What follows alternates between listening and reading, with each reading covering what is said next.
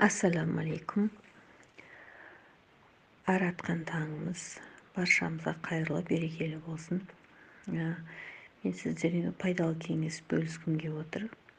Жүкті әйелдерге әсіресе жаңа гемоглобин төмен, басы көп айналатын, гемоглобинді тез көтеретін, давлениені тез көтеретін пайдалы кеңеспен бөліскім келіп отыр.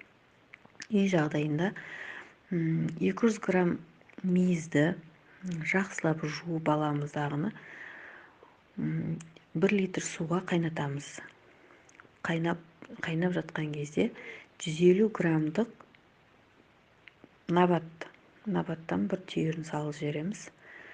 Және соны қайнатып, суытып, азанда аш қарынға ішеміз. 200 граммды бокалға құйып ішеміз.